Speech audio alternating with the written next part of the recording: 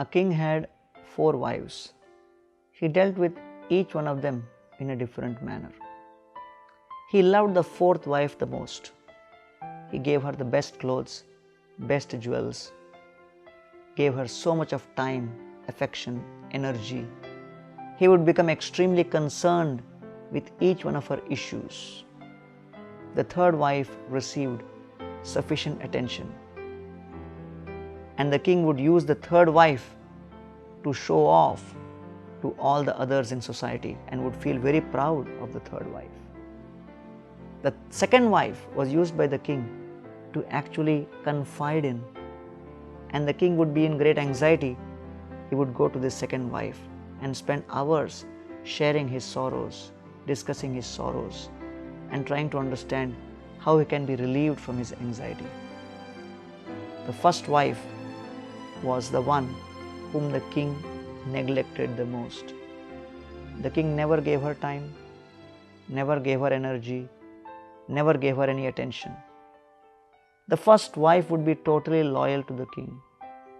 She was constantly waiting when the king would reciprocate patiently, but the king never even looked at her. The day came where the king was about to die. On his deathbed, the king called all the 4 wives. He first looked towards the 4th wife and said, "You are dearest to me. I am going to die. Please tell me how you can help me."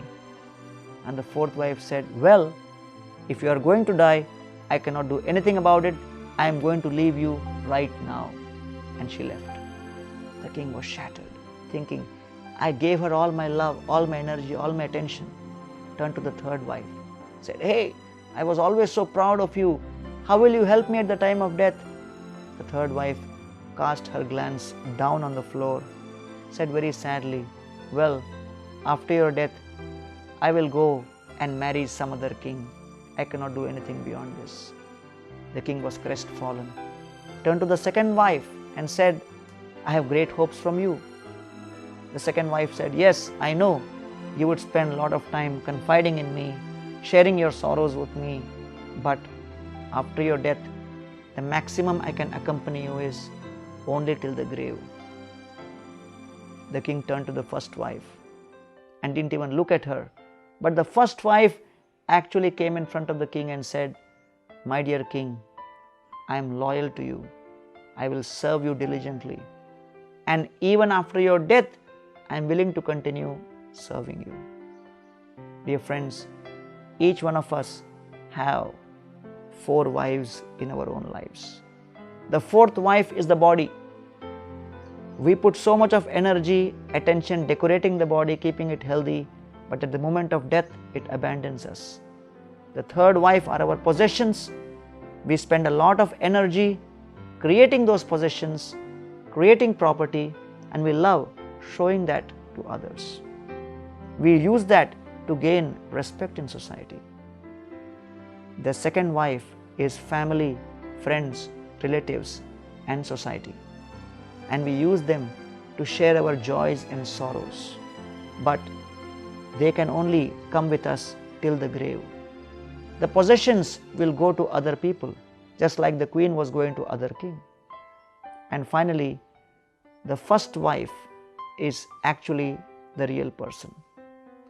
We are not the body, we are the soul. And therefore, the only thing which never abandons us is our spiritual consciousness. And is it not a fact that we spend least time cultivating our spiritual consciousness? Is it not a fact that we practically neglect and abandon our spiritual pursuits and goals? Therefore, it is described, Naikatra priyasam vasa suhrdam chitrakarmanam oghena vyuha mananam plavanam srotasoyata. Just as straws of grass come together in a river, stay for some time and then separate, like that all of us come together with this body and others for some time and get separated. Let us invest our energy, time and focus on our spiritual consciousness and experience real peace.